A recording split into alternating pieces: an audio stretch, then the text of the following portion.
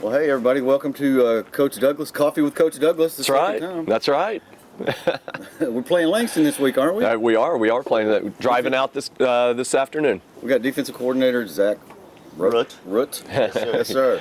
And we're doing a little Facebook Live today with Mr. Riley Freeland over there.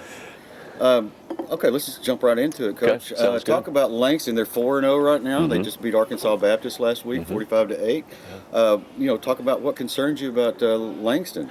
Big, athletic, long, tall. They always have a lot of really good players. They run a very diversified scheme offensively, very simple offensively or defensively, but they're able to run to the ball and do very good stopping the run, very athletic at corner. And so it's going to be a challenge more of just athleticism, and can we be precise on our schemes, execute what we've been working on all week to put ourselves in a position to be able to score and stop scores. And if we can execute that, we're going to be in the game, and then hopefully it'll come down to a couple of possessions at the end of the game where we can put things away. So them being ranked 25th right now, that doesn't intimidate you guys at all right now? Well, we played 10, yeah. So we played Ottawa. I don't think that's going to scare us. Again, we know, at least we do, and a lot of our freshmen won't get this, but we know how big and long and athletic and fast this team is. We've seen them for 2 games, spring of 21 and fall of 21, and so this will be our first time to go there and have the band playing and the cheerleaders in the stands and all that. That'll be different, but intimidation, no. It's the same story that we see every week, and we're going to be the smaller team out there. We just have to be the bigger team with the biggest fight. Coach, talk about the quarterback. Now I looked at him. He looks like their main kind of guy, passing, rushing, things like that. What's the defense going to have to do to stop him? Honestly, we just got to keep him in the pocket. He is a very athletic kid. But he also has a little bit of an arm, and they do a little bit of everything with him. They'll spread it out and let him throw the ball a little bit. Last year against us, they ran some quarterback ISO stuff just to let him run the football. So, at the end of the day, we want to try to keep him in the pocket, not let him scramble around, and make him make quick decisions and get the ball out of his hands. Talk about some of those defensive plays last week and, first part of the Panhandle State game. Yeah, our guys just came out and executed the game plan, honestly. We had what we felt like was a pretty good game plan to get rolling into it. Our guys came out and they pinned their ears back and they let it rip. Now they made some adjustments throughout the game, and we just weren't able to keep up with them as the game extended. But I think the first part of that game showed really who we can be on defense. I agree. There were some fantastic plays. A lot of pressure on that quarterback last week. I know you guys are going to try to do that again this week. Offensively, what are we going to have to do to score some more points? That's a great question. We are searching high and low for those. There's not a lot of plays that you can add. There's not a lot of different formations and things like that. I think a lot of it is make sure we're playing team football, and maybe that means we have to slow the game down at times and grind it out a little bit. And sometimes it means we've got to put the pedal to the metal and try to push the ball out to the perimeter and make some of our guys, or have some of our guys be in positions to make plays out there. So it's going to be a little bit of a mix of both, but we've got to make some plays down the field at times. We see a lot of man cover in this league. We knew that. We work on that daily, but it's not something that you can just flip a switch and just make happen. It's a process of our guys developing the ability to beat man cover, and that's not a thing that you can just draw more schemes for. It's really a personnel matchup, and if we don't always have the personnel to match up, then that makes it tough. Talk about Isaiah Bradford a little bit. Your senior quarterback, he's really, really been working hard this year.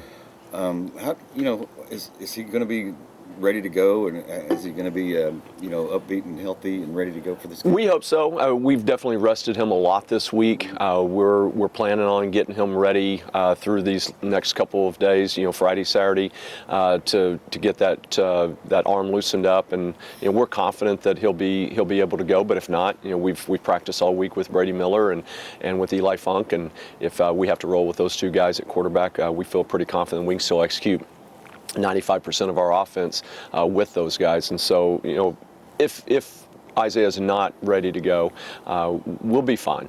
But it definitely is. It definitely puts a little concern when your best player on the offensive side of the field is a little bit dinged up. And so he understands the situation and he wants to play, but we also have to be smart about it and make sure we put the team and his health in our first concern. Okay.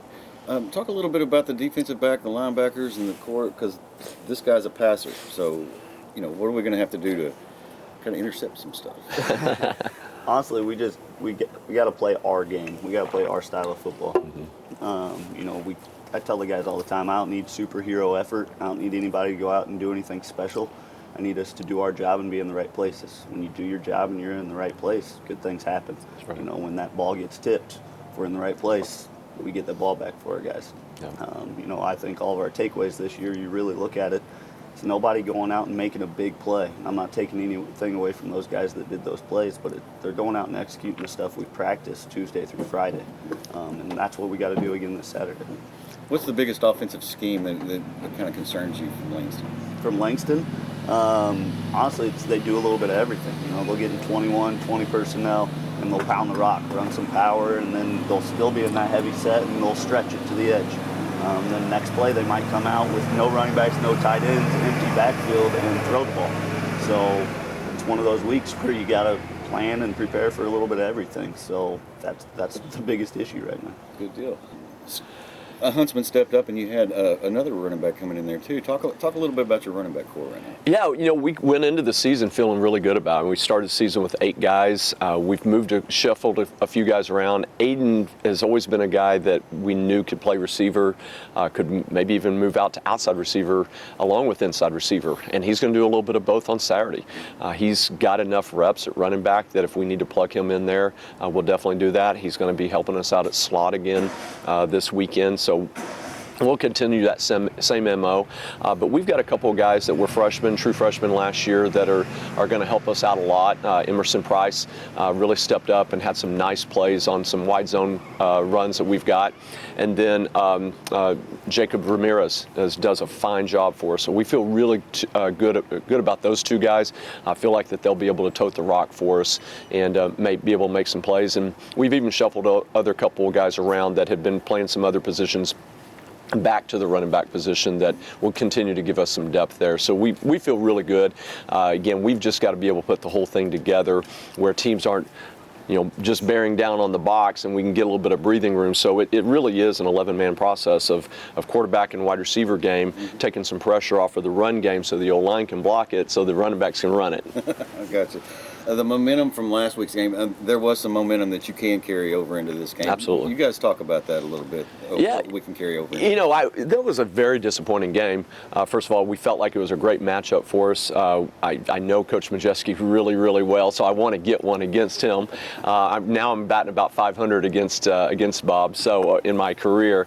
So I got to get back on the winning side here. But we really felt like that was a game that we should have been able to put away, especially considering the amount of wins we got on the special team side of the ball and how hot we started defensively. We've just got to put all 3 phases together. You can't just win on special teams and then win sometimes on offense and defense and expect to win a game. And so we've got to continue to pull those things together. Like I said, a disappointing loss, but also very encouraged because of how the defense played in the first half. By some of the plays that we made offensively, as I tell our offense though, 1 good play can't be followed up by 2 bad plays. It's a 1 step forward, 2 steps back is not a winning proposition. So we have to be more consistent. And that really, I think, starts off in the run game. If we can be consistent, moving the chains in the run game, and we can possess the ball longer and keep the defense off the field a little bit longer, and then we put ourselves in a position to be successful. Even if it doesn't mean we're lighting up the scoreboard and we're scoring 63 points and all that fun stuff that looks all sexy, which is awesome and I love it, but we also have to play team football first. So I'm going to throw some numbers at you, Coach. Oh, boy. 92 and 44. Talk about those 2 guys. 92 and 44. Mm-hmm. Yeah, they're good players. Obviously, yeah. I don't think there's too much to say except for they're really good players. They're really good kids. They make my life easy, honestly, because they come in and they work. Super coachable.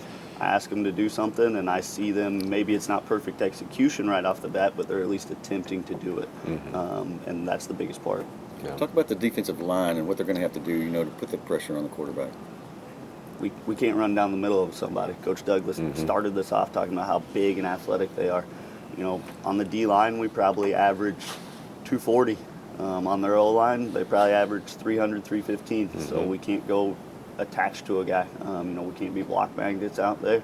We got to go work our pass rush moves, and we got to work an edge. Mm-hmm. And in the run game, same thing. We can't go attack a full man. We got to work half a body, and we got to own our gaps. That makes sense. That makes a lot of sense.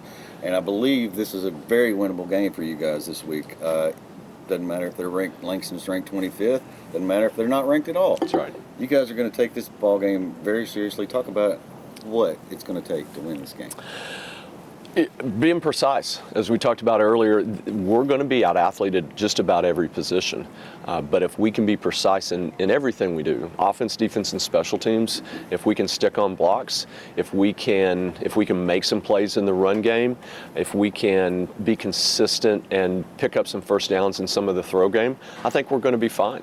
Defensively, if we can keep them from making big plays and make them draw the game out, I feel like that we can be more mistake-free than they can be. I mean, really, when it comes down to it, if we can shorten the game in some ways, but lengthen the game in some other ways, as far as the offense having to drive the field, I feel like that they'll make a mistake for us and either put the ball on the ground, or they'll throw it up and we'll pick it, or they'll give up a couple of sacks and we'll create a negative and put them behind the chains. And now we're in a position to force a turnover or force a give back on a punt. So if we can just be precise in what we do and not worry about being 240 versus 300 and do our jobs, but do them in a smart way, then we're going to put ourselves in a position to win. Good deal. I know my buddy Kyle has a question. He was wanting to ask you one yesterday. So Let's go, Kyle. Come on, bring it. Ask you guys a couple of questions. So, Coach Douglas, first question is that with the offense, kind of struggling lately, what other players besides Clifford Washington can make a play? They all can. I mean, we got Xavier Long back. For those of you that don't know, Xavier tore his MCL in the second to last game of last season. He got cleared to practice, limited right at the very beginning of preseason camp, but wasn't cleared for full contact until just a couple weeks ago. And so we've been slowly working him back, and even have worked him in a couple different positions because he knows the offense so well that we've been able to bump him around a little bit. So he gave us a little bit of depth where we're sorely lacking at the slot receiver position, but still also knows the outside wide receiver position very well. And even late in the game last week, we tried to give him a couple of shots to try to see the old X come back. But there's a lot of rust to knock off. He hasn't been in a lot of full live 11-on-11 type of action for over a year. And so now hopefully we're starting to see the old X come back, and so there's definitely one right there. I feel really good about both of our tight ends. I mean, Caleb McCann and Derek Jackson, both of those guys are very capable of making solid games, not even big plays, but just solid plays that will continue to move the chains. And as I mentioned earlier, our running back core is going to be just fine. Really, it's just going to take all 11 on every snap. That's a great thing. On offense, you can have a couple guys foul up in certain positions, but certain other positions, depending on the play, it just takes one little slight mistake, and now what could have been a 12-yard gain turns into a 2-yard loss. Coach, I got a question for you. Shoot. So for the first 3 games of the season, Mason Davis was averaging 10 tackles a game. Talk about him, what he brings to the defensive side. I mean, honestly, it's kind of follow up with Martin's question. Mason Davis, once again, he's one of those guys that he makes my life easier. He's a good kid. He shows up to everything on time. He's ready to go. He loves the game of football. So he wants to learn. He's a smart dude, and he's coachable. So if I tell him, hey, you got to go underneath the tight end on this, I don't have to tell him again. He just does it the next however many times. And he's a physical kid on the edge that if I was a wide receiver, I wouldn't want to block him. So. So, back to Caleb McCann. He's 6'5", frame.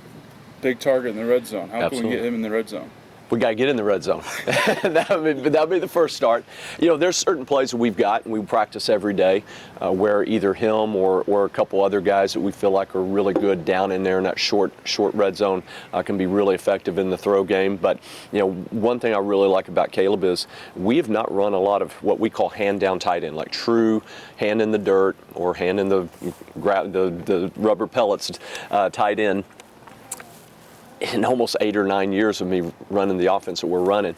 And so for him to be able to latch onto that and feel really comfortable in it gives us a lot more diversity. And so it's not just in the throw game for him, but it's also in the run game and counting on him to be able to block and be able to get out on the pass. And, that's a little bit of a dying breed in this age of football. And so to have that guy that can do a little bit of both is really comforting to me, but also gives us a lot more diversity on offense. Awesome. One of the questions I had for you guys. I appreciate it. Thank you very much. Any questions from the gallery? Sure. Emma, any questions? All right. Well, long trip, 6 hours. You said 11 minutes. Shoot, that 6:11 is nothing. Nothing How, compared to 11 and a half. Now I know these guys. They started off with a win over Panhandle State, and then they beat Texas College, and they beat, I believe, Arkansas Baptist, Arkansas Baptist and Wayland, as well as Wayland Baptist. Yeah. So they're coming in 4-0, and they're going to have a this chip on their shoulder, I would say. Well, sure. I mean, they're going to have lots of confidence coming into this. So go over there, get a win, guys. Absolutely. Absolutely. And we've talked to everything that I think we can talk about, unless you want to add some other things that we can do to win. No, I just, I was driving in actually getting ready for this morning, and just, it's October, almost October, and we got, cool breeze, we got some coffee, we got students walking around, we got faculty coming up.